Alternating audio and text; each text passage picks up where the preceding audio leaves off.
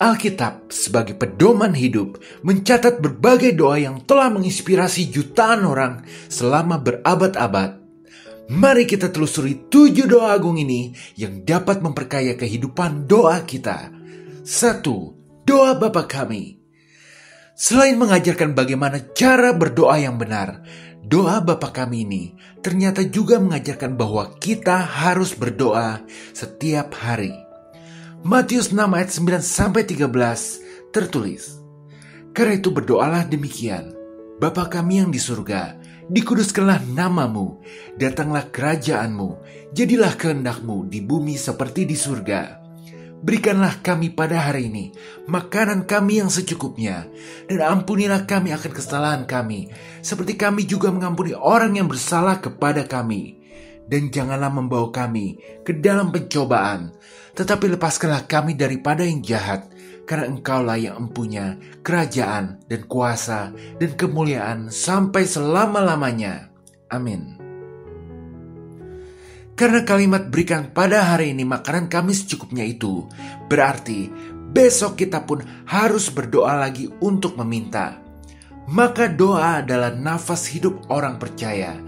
Jadi Tuhan Yesus mengajarkan kepada kita agar kita mau rutin berdoa setiap hari untuk mendoakan segala hal yang perlu didoakan. Jika kita tidak berdoa rutin atau bolong-bolong, maka kita akan kehilangan kekuatan dalam menjalani hidup ini. Ada aja masalah atau ada aja kesalahan yang kita buat. Karena perlu diingat, ada iblis yang selalu berusaha menjatuhkan hidup kita. Tuhan adalah empunya kuasa. Dialah sumber kekuatan kita. Dengan kita setiap hari bersedia menyediakan waktu untuk dihabiskan bersama Tuhan lewat doa, maka iblis akan tidak sanggup mengerjai kita. Dan pada akhirnya, kita mampu terus berjalan lurus dalam trek indah yang sudah dipersiapkan Tuhan bagi kita semua. Haleluya, amin. 2. Doa Yesus di Taman Getsemani. Doa ini adalah saat di mana Tuhan Yesus menunjukkan ketaatannya kepada kehendak Bapa, meskipun harus menanggung penderitaan yang hebat. Matius 26 ayat 39 tertulis, "Maka ia maju sedikit, lalu sujud dan berdoa. Katanya, Ya Bapakku, jikalau sekiranya mungkin, biarlah cawan ini lalu daripadaku. Tetapi janganlah seperti yang ku kehendaki, melainkan seperti yang Engkau kehendaki." Jadi doa Yesus di Taman Getsemani ini mengajarkan kita tentang pentingnya melihat segala sesuatu yang terjadi dari sudut pandang Tuhan. Ketika kita menghadapi kesulitan atau cobaan, kita seringkali ingin agar masalah kita segera selesai sesuai dengan keinginan kita. Namun, Yesus menunjukkan teladan yang luar biasa dengan menyerahkan kehendaknya sepenuhnya kepada Bapa. Contohnya, ketika kita menghadapi sakit parah atau kehilangan orang yang kita cintai, kita mungkin merasa sangat terpukul dan bertanya-tanya, mengapa hal buruk seperti ini bisa terjadi pada kita? Namun, dengan merenungkan doa Yesus, kita dapat belajar untuk menyerahkan segala penderitaan kita kepada Tuhan dan percaya bahwa Ia memiliki rencana yang terbaik bagi kita. Meskipun kita tidak selalu memahami mengapa hal-hal ini terjadi, kita dapat memilih untuk tetap percaya dan berserah pada kehendaknya. Faktanya kita dapat meminta kepada Tuhan hikmat agar kita dapat memahami rencana Tuhan. Karena bukankah ini adalah kuasa dari Roh Kudus yang akan memberitahukan kepada kita apa rencana Tuhan atas hidup kita. Bahkan jika Anda berani, Anda bisa berdoa meminta agar Tuhan memberikan pengertian tentang apa yang sedang terjadi di dunia ini dalam sudut pandang Tuhan. Karena bisa saja Tuhan berkenan memberitahukan Anda sebuah gambaran penuh dari sebuah peristiwa. Haleluya, amin. 3. Doa ucapan syukur Paulus. Doa ini berbicara tentang kebebasan hidup dari segala belenggu keinginan, karena Yesus sudah menjadi Tuhan kita. Filipi 4 ayat 6-7 tertulis, "Janganlah hendaknya kamu khawatir tentang apapun juga, tetapi nyatakanlah dalam segala hal keinginanmu kepada Allah dalam doa dan permohonan dengan ucapan syukur. Damai sejahtera Allah yang melampaui segala akal akan memelihara hati dan pikiranmu dalam Kristus Yesus. Paulus mengajarkan kita untuk selalu mengucapkan syukur dalam segala keadaan dan menyerahkan segala kekhawatiran kepada Tuhan, karena itu akan mendatangkan damai sejahtera, di mana damai sejahtera adalah sebuah kondisi di mana kita bisa terus berdoa kepada Tuhan dengan kondisi berserah. Iblis ingin kita terbelenggu oleh keinginan kita sendiri, sehingga oleh karena itu kita terseret ke dalam dosa. Jika kita ingin makan sebuah donat, namun tidak kesampaian terus-menerus, kita bisa berpotensi untuk melakukan dosa, seperti marah, mencuri, bahkan berbuat kekerasan. Donat hanyalah sebuah contoh simpel, dan kita tahu keinginan manusia itu banyak dan beragam, dan iblis akan menipu dengan berkata bahwa apa yang diinginkan oleh mata itu adalah hal yang paling benar dan berharga. Sehingga mata orang yang sudah terpikat itu akan tertutup, tidak mampu lagi melihat kebenaran, membuat hidupnya menjadi terbelenggu. Ada rantai yang tidak kelihatan bernama keinginan mengikat kaki, sehingga tidak dapat bergerak maju. Maka dalam doa Paulus ini mengajarkan bahwa mengucap syukur dalam segala keadaan sambil mengucapkan segala keinginan kita kepada Tuhan adalah solusi terbaik yang dapat kita lakukan agar dapat menjadi orang merdeka. Kita menyebutkan segala keinginan kita kepada Tuhan. Barangkali Tuhan akan mengabulkan jika keinginan itu sesuai dengan rencana Tuhan dan dapat mendatangkan kemuliaan Tuhan. Namun kita juga sambil mengucapkan syukur bahwa kita menyerahkan hidup kita sesuai dengan kemauan Tuhan dan menerima apapun keputusan yang Tuhan kasih. Karena percaya Tuhan kita adalah Tuhan yang mampu melihat awal dan akhir dari segala sesuatu. Tentu lebih tahu apa dan kapan yang terbaik untuk kita. Haleluya, amin. 4. Doa permohonan Petrus. Ini adalah doa yang mengajarkan kita tentang meminta bimbingan dan kebijaksanaan dari Tuhan untuk dapat memilih yang terbaik. Kisah Para Rasul 1 ayat 24 tertulis, mereka semua berdoa dan berkata, "Ya Tuhan, Engkaulah yang mengenal hati semua orang. Tunjukkanlah kiranya siapa yang Engkau pilih dari kedua orang ini." Doa ini dipanjatkan Petrus pada saat sedang ingin memilih pemimpin dengan meminta petunjuk dari Roh Kudus. Tuhan berkata, "Carilah dahulu kerajaan Tuhan, maka semuanya akan ditambahkan kepada kita." Ini artinya, ketika kita ingin melakukan sesuatu, terutama sedang ingin memilih sesuatu, kita harus berdoa terlebih dahulu untuk meminta bimbingan dari Roh Kudus. Maka keberhasilan yang kita harapkan pada akhirnya akan ditambahkan kepada kita. Haleluya, amin. 5. Doa Nabi Daniel. Jika neraka adalah keterpisahan kekal dari Tuhan, maka dosa adalah tindakan atau pikiran yang memisahkan kita dari kasih dan kehadiran Tuhan. Daniel 9 ayat 4-5 tertulis, "Maka aku memohon kepada Tuhan, Allahku, dan mengaku dosaku. Demikian. Ah Tuhan, Allah yang maha besar dan dahsyat, yang memegang perjanjian dan kasih setia terhadap mereka yang mengasihi Engkau, serta berpegang pada perintah-Mu. Kami telah berbuat dosa dan salah. Kami telah berlaku fasik dan telah memberontak.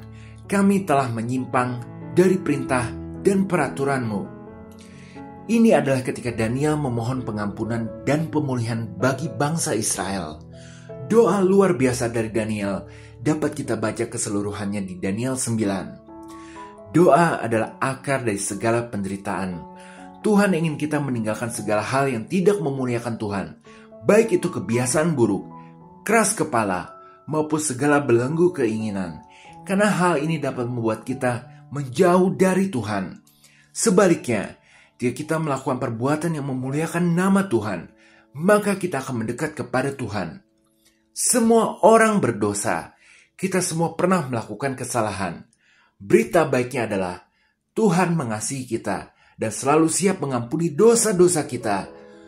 Untuk mengalami pengampunan, kita perlu mengakui dosa-dosa kita dan bersedia mengampuni orang yang bersalah kepada kita. Jika Tuhan Yesus mengajarkan kita harus memberi ampun 70 kali 7, maka Tuhan akan memperlakukan hal yang sama kepada kita. Tidak peduli seberapa sering kita melakukan dosa, jika Roh Kudus sudah menegur, segera minta ampun. Oleh karena karya Tuhan Yesus di kayu salib, kasih karunia Tuhan berlimpah atas kita. Daniel pasal 9 ini merupakan pasal yang luar biasa, karena kita juga dapat pengertian bahwa terkadang doa kita lama mendapat jawaban karena ada iblis yang menghalangi, dan malaikat Tuhan seperti Gabriel dan Mikael sedang bertempur dengan iblis agar jawaban doa dapat segera kita terima. Tuhan mengizinkan ini semua agar iman kita dapat semakin terasah oleh karena penderitaan. Sama seperti Ayub, akan tiba saatnya tangan Tuhan sendiri datang memegang tangan kita dengan tangan kanannya yang akan membawa pertolongan untuk kita. Haleluya, amin. 6. Doa pengembalaan Daud. Ini adalah doa ungkapan kepercayaan kepada Tuhan sebagai gembala yang baik. Mazmur 23 ayat 1-2 tertulis, Mazmur Daud, Tuhan adalah gembalaku, takkan kekurangan aku. Ia membaringkan aku di padang yang berumput hijau. Ia membimbing aku ke air yang tenang. Harus diingat, sampai kapanpun, bahwa Yesus adalah gembala kita yang baik, di mana rela mengorbankan nyawanya untuk kita. Sesungguhnya manusia itu sama seperti domba yang hanya bisa tidur tenang jika segala keperluannya sudah tercukupi. Maka ingatlah selalu, pada akhirnya yang dibutuhkan domba adalah air yang tenang, karena di sana banyak rumput hijau dan tanpa gangguan. Tuhan sedang membimbing kita ke sana, cepat atau lambat, asalkan kita jangan lari-larian menjauh dari Tuhan. Bahkan dalam lembah kelam, yakni kematian, Tuhan Yesus akan tetap menyertai kita, agar transisi kita ke alam yang baru menjadi tidak menakutkan lagi. Sungguh Mazmur yang sangat indah, mengandung banyak sekali kebenaran yang tidak terbantahkan tentang kerja Tuhan bagi kita. Terpujilah Tuhan selamanya. Haleluya, amin. 7. Doa Yesus untuk murid-muridnya. Yesus memerintahkan agar kita sesama orang percaya harus ada unity atau kesatuan di dalam kasih Tuhan yang menyatukan.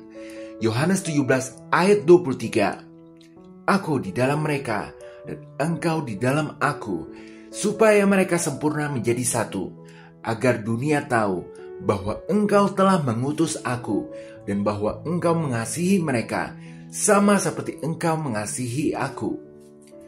Yohanes 17 sering disebut sebagai doa agung Yesus, yang adalah puncak dari percakapan Yesus dengan Bapanya sebelum ia ditangkap dan disalibkan.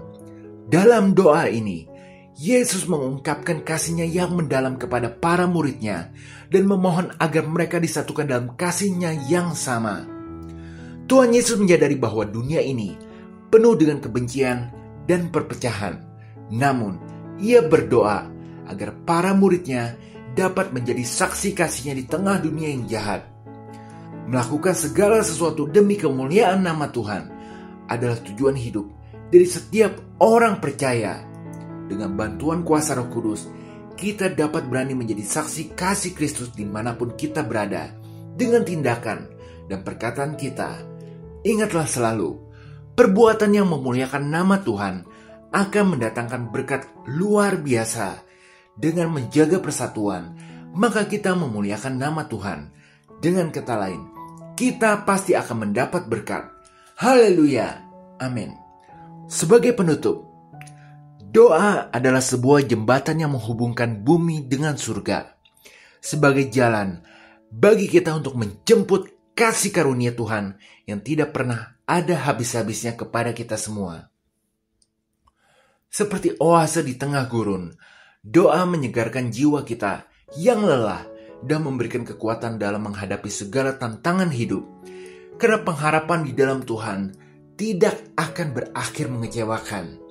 Tuhan berjanji akan selalu siap mendengar dan bersedia memberikan kita versi terbaik dari jawaban untuk setiap kata yang kita doakan di dalam nama Yesus. Maka doa adalah sahabat setia yang selalu ada untuk menemani kita dalam suka maupun duka hingga akhir hayat kita. Tetaplah berdoa. Haleluya. Amin. Jika berkenan berikan like, share, dan subscribe. Terima kasih. Tuhan Yesus memberkati.